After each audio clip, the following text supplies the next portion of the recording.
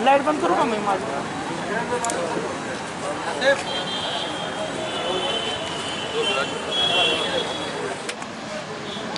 मुझे जुलाई 2019 यानी कि पिछले साल जब लोकसभा का अधिवेशन चल रहा था तो वहां पर समाजवादी पार्टी के एक सांसद आजम खान साहब, उस वक्त स्पीकर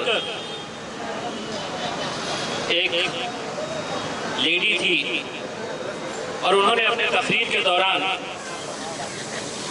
कुछ ऐसे जुमले बोल दिए थे जिसकी वजह से भारतीय जनता पार्टी के जितने भी सांसद थे वो आग बबूला हो गए थे। आजम खान साहब ने ये कहा था कि ये स्पीकर जो एक महिला है वो मेरी बड़ी बहन के समान है। भारतीय जनता पार्टी वाले बिल्कुल मानने के लिए तैयार नहीं थे। पूरा सांसद उन्होंने सर पर उठा लिया था। आजम खान साहब को मजबूर किया गया था कि आपने माफी मांगना चाहिए क्योंकि आपने महिलाओं के खिलाफ गलत शब्दों का इस्तेमाल किए थे। मैं उस वक्त सांसद के अंदर मौजूद था। आजम खान साहब ने माफी मांगने के बाद भी जितनी भी भारतीय जनता पार्टी की महिलाएं सांसद थी उन्होंने ये मांग किए थे कि आजम खान के खिलाफ सख्त से सख्त कार्रवाई होनी चाहिए। सिर्फ एक जुमले के ऊपर अगर ये पूरी महिलाएं भारतीय जनता पार्टी की और उनके सहयोगी पार्टी की अगर सिर्फ एक जुमले के ऊपर इतनी आग बबूला हो सकती है तो उसी भारतीय जनता पार्टी के राज्य के अंदर मेरी एक बहन की इज्जत लूटी जाती है और ये पूरे के पूरे खामोश बैठे हैं। इससे ज्यादा अफसोस और शर्म की क्या बात हो सकती है। ये घटना होने के बाद सरकार किस तरह से रातों रात उस बच्ची की लाश को जला दिया जाता है और उसके बाद उसके परिवार तक कोई पहुंच ना सके, सच्चाई बाहर निकल ना सके, तो पुलिस का किस नंगा नाच वहां पर देखने को मिल रहा है। ना मीडिया वालों को वहां पर जाने की इजाजत दी जा रही है, ना कोई और वहां पर जा सकता है, बल्कि हद तो ये हो गई है कि वहां का डीएम जाकर उसके परिवार वालों को धमकाता है। दोस्तों, किस दौर के अंदर हम जी रहे हैं इस बात का हमें अंदाजा लगाना चाहिए। मैं आज भारतीय जनता पार्टी के तमाम लोगों से ये कहना चाहता हूं कि ये बलात्कार किसी एक बच्ची का हुआ है तो उसकी जात क्या है, उसका धर्म क्या है, उसका मजहब क्या है, ये मत देखो, क्योंकि बच्चियां तुम्हारे घर में भी है, बेटियां तुम्हारे घर में भी है, बेटियां हमारे घर में भी है, बहनें हमारे भी घर में है। अगर आज उसे राजनीति के चश्मे से अगर देखेंगे तो शायद कल बहुत देर हो चुकी होगी। मैं आज जिस तरह डॉक्टर साहब ने बताया है कि आज हम एक ऐसे दौर के अंदर गुजर रहे हैं जहां पर डॉक्टर बाबा साहब का अंबेडकर जी का संविधान कहां है, कैसे खत्म किया जा रहा है धीरे धीरे, या आप हर रोज देख रहे हैं। इंसाफ की किस तरह से धज्जियां उड़ाई जा रही है। अगर आज इस मुल्क के अंदर हमारा यकीन किसी के ऊपर है तो हाँ, हमारा यकीन सीबीआई पर था, हमारा यकीन सुप्रीम कोर्ट के ऊपर है, हमारा यकीन लोकसभा के ऊपर है, पार्लियामेंट के ऊपर है। लेकिन अगर यही संस्थाएं अगर खुलेआम अगर आज कानून की, संविधान की धज्जियां उड़ाने जा रहे हैं तो ये बहुत अफसोस की, शर्म की और बहुत एक खतरे की घंटी हमको सुनाई दे रही है। दोस्तों, 500 साल पहले कैसी मंदिर गिराई गई थी, किसने मस्जिद बनाई थी, उसका पूरा ब्यौरा आपके पास है। 500 साल पहले क्या हुआ था इसका पूरा हिसाब आपके सामने आपको दिखाया जा रहा है। लेकिन 28 साल पहले मस्जिद ढाई गई थी, पूरी दुनिया ने देखा था, पूरी दुनिया देख रही थी टेलीविजन के ऊपर कि वहां पर कौन कौन लोग गए थे, कैसी कैसी बातें कही गई थी, कैसे कैसे नारे लगाए गए थे। और अगर आज अदालतें ये फैसला करती है कि ये नहीं, ये सब बाइज्जत बरी हो रहे हैं, तो आप सोचिए कि आने वाला कल कैसा रहने वाला है। हम लड़ेंगे, हम इंशाल्लाह जितनी हमारी ताकत है हम लड़ेंगे। ये लड़ाई किसी एक मजहब की नहीं है, ये बलात्कार को हम किसी एक मजहब के चश्मे से नहीं देख रहे हैं। एक जवान बच्ची की इज्जत लूटी जाती है और रातों रात अगर उसके बॉडी को वहीं पर पुलिस की निगरानी के अंदर, पुलिस के हाथों अगर उसे जलाया जाता है, तो सोचिए उसके परिवार की पीड़ा, सोचिए उसके माँ बाप, उसके घर वालों की क्या हालत होगी। ये एक बच्ची जिसका अंतिम संस्कार भी उनकी मौजूदगी में नहीं कराया गया है। ये अगर गुंडा राज नहीं है तो क्या है?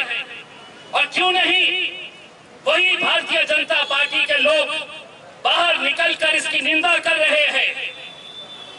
क्यों नहीं वो लोग भी इस तरह का अपना गुस्सा जता रहे हैं? ये महज 40-50 लोग अगर हम यहाँ पर इकट्ठा हुए हैं तो सिर्फ इसलिए कि कल जब हमें परमिशन दी गई तो हमें बताया गया कि 20 लोग से ज्यादा नहीं रहने चाहिए, 30 लोग से ज्यादा नहीं रहने चाहिए। हम भी अगर चाहे तो आज औरंगाबाद शहर के तमाम जाति, धर्म और मजहब के लोग सड़कों के ऊपर निकल कर आएंगे। अगर इसी तरह की जुल्म और ज्यादतियां चलती रही तो हमारी भी बर्दाश्त करने की एक सीमा है। हम भी एक हद तक बर्दाश्त करेंगे, लेकिन जिस दिन हमारी बर्दाश्त करने की सीमा खत्म हो जाएगी तब हम भी सड़कों के ऊपर निकल आएंगे।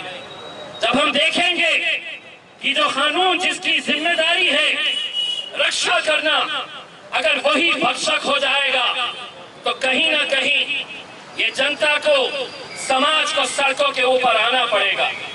हमारे मतभेद होंगे, कांग्रेस पार्टी के साथ हमारे राजनीतिक वैचारिक मतभेद हो सकते हैं और है, लेकिन उस पार्टी के सबसे प्रमुख नेता राहुल गांधी के गिरेबान तक अगर पुलिस चले जाती है, अगर उसका गला पकड़कर उसे नीचे गिरा देती है तो हम निंदा करते हैं और हम ये कहना चाहते हैं कि ये लोकतंत्र के अंदर राहुल गांधी को अगर गिराया गया है तो कांग्रेस के साथ हम भी इस मुद्दे के ऊपर खड़े हैं और हम भी राहुल गांधी को ये कहना चाहते हैं कि हमारे वैचारिक मतभेद होंगे, हमारे राजनीतिक मतभेद होंगे, लेकिन तुम्हारे गिरेबान तक अगर कोई हाथ डालेगा तो वो हाथ को काटने की ताकत मजलिस इत्तेहाद उल मुस्लिमीन के अंदर है।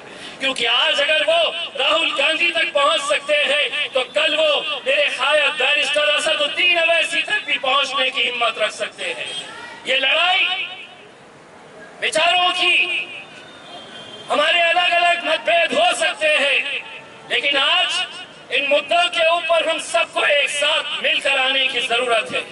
हम चाहेंगे कि इसकी शुरुआत औरंगाबाद से हो, कि जहां पर भारतीय जनता पार्टी भी यहां पर औरंगाबाद में कहीं पर भी क्यों ना हो, ये सोच ले कि अगर तुम्हारे घर में बेटियां हैं, तुम्हारे घर में अपनी बहनें हैं, तो तुम्हें इस घटना की निंदा करनी होगी।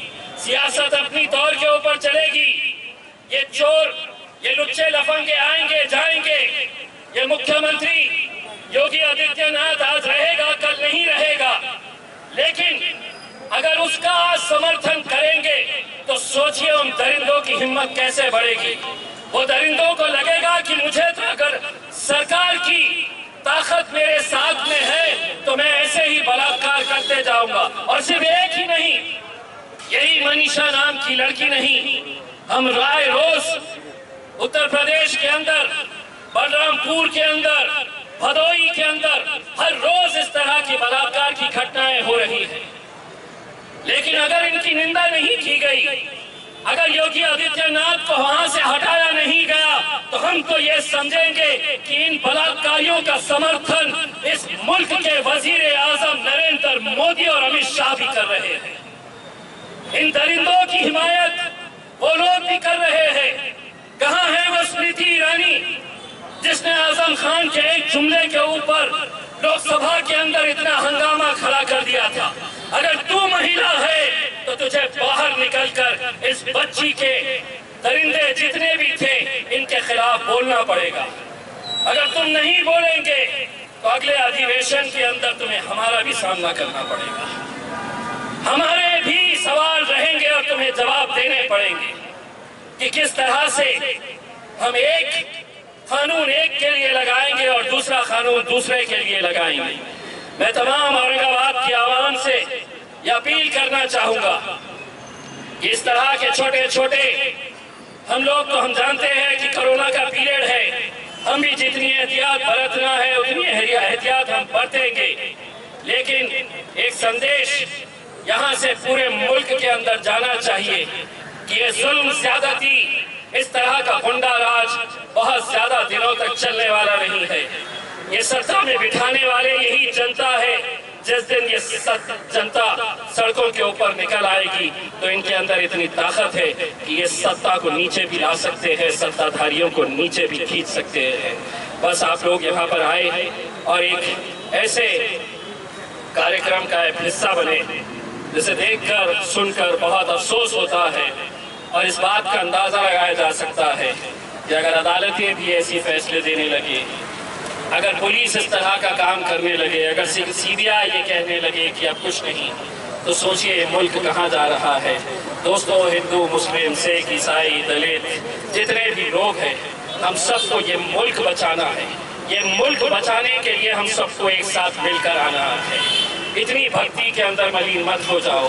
नरेंद्र मोदी साहब को अपना भगवान मत समझो। यही वजह है कि आज तुमने इतना ऊपर उसे चढ़ा दिया है कि उसे जमीन के अंदर क्या हो रहा है ये नजर नहीं आ रहा। इतनी ऊपर उसे पहुंचा दिया है कि खेत के अंदर एक जवान बच्ची को चार दरिंदे नोचते हैं तो उसे वो नजर नहीं आता है। दोस्तों, सभी लोगों को, सभी भारतीयों को एक प्लेटफॉर्म के ऊपर आना पड़ेगा, तभी जाकर हम इन दरिंदों का मुकाबला कर सकेंगे। बहुत बहुत शुक्रिया।